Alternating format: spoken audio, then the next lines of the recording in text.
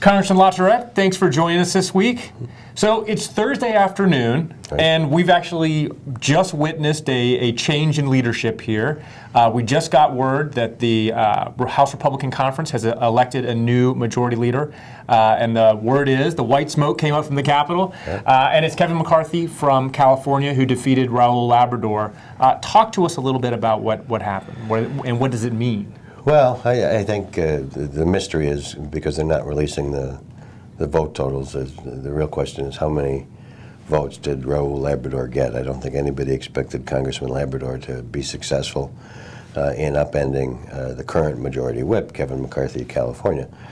But, you know, it's kind of a bad news bear type thing for sort of these insurgents who have come up because, you know, it's not that they engineered the demise of Leader Cantor in his primary, but certainly Tea Party groups were cheering it on and so forth and so on, saying now we got to get rid of all the bums.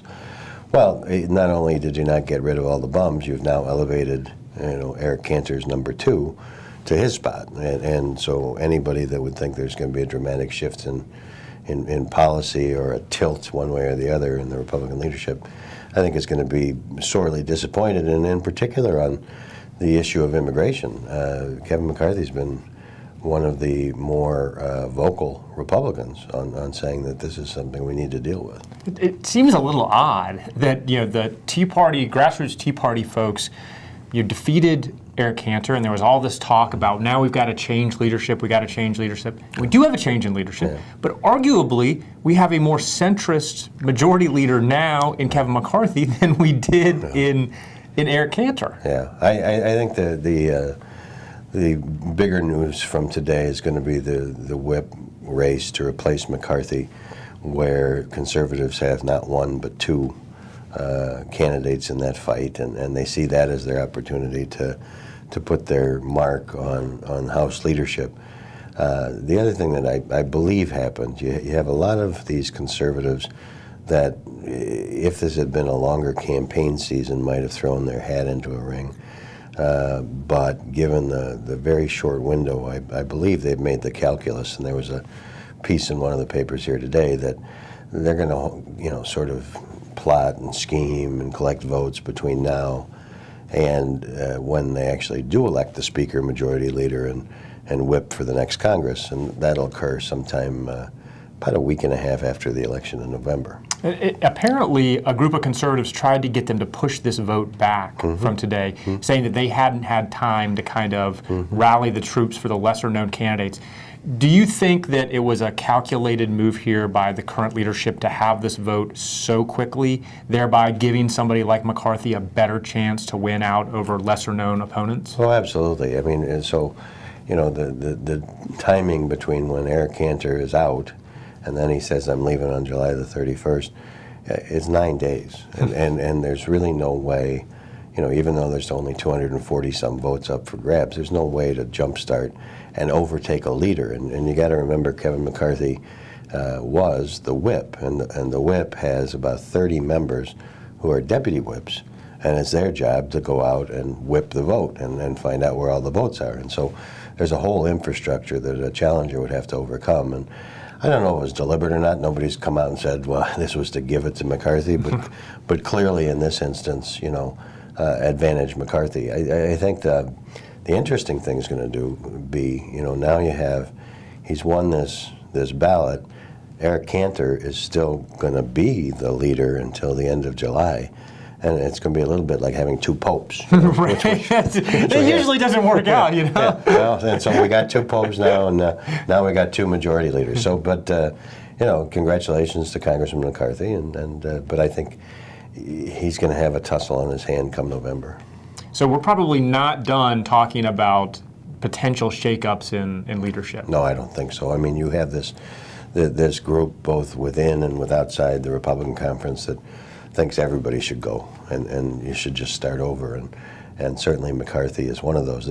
I think the question is going to be if the whip race leads to the election of Steve Scalise of Louisiana, the question will be asked, is that enough to sort of satisfy their thirst for Do you blood? do you think that there is such a thing as enough to satisfy their thirst? No, I don't. But I think that pretty much cements that you're not going to see any further upheavals between now and the next Congress. Well, we look forward to talking about that in the next Congress. You bet. As with this Congress, we actually have some things going on.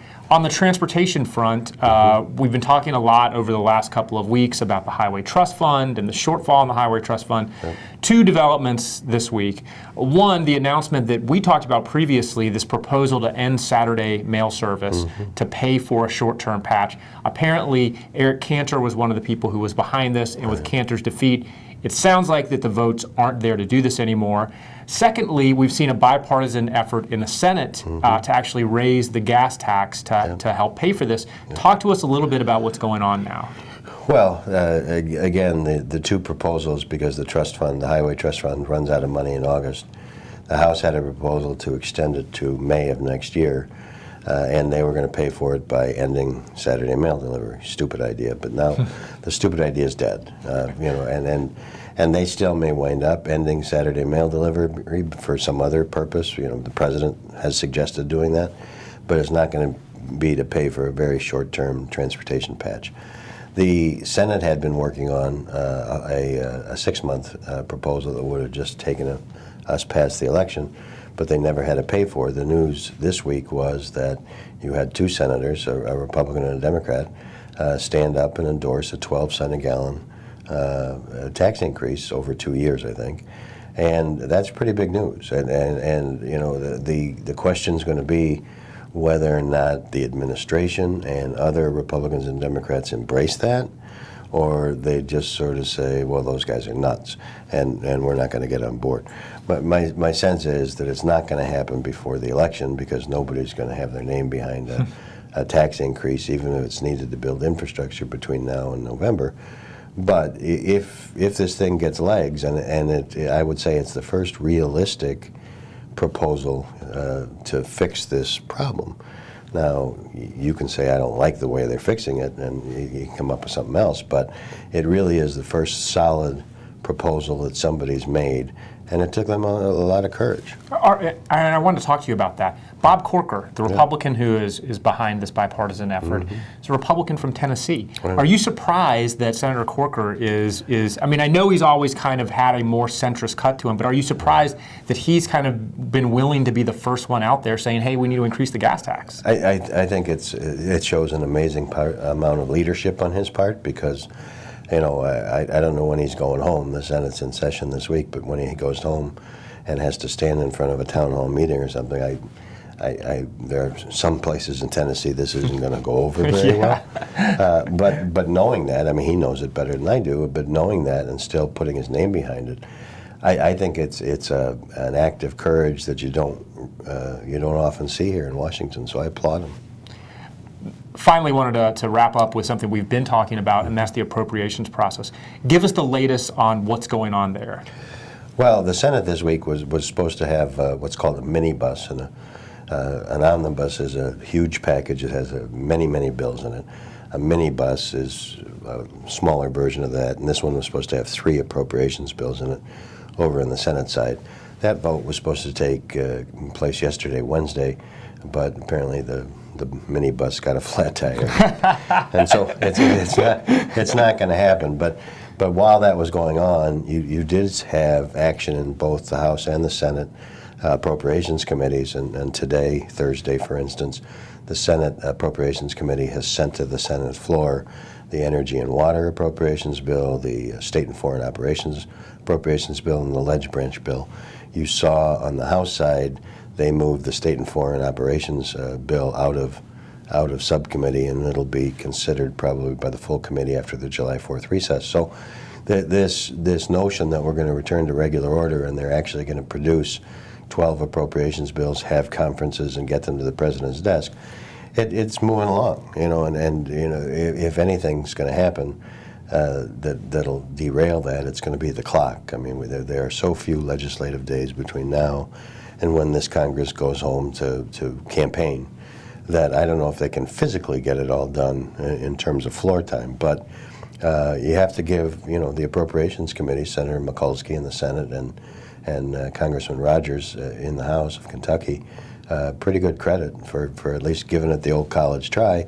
And it's probably the smoothest appropriations cycle that we've had in a number of years. Look at that. Things happening in Washington, people getting along. It's good. It's unbelievable. It's all good. Thanks for joining us again this week, Good to Congressman. see you.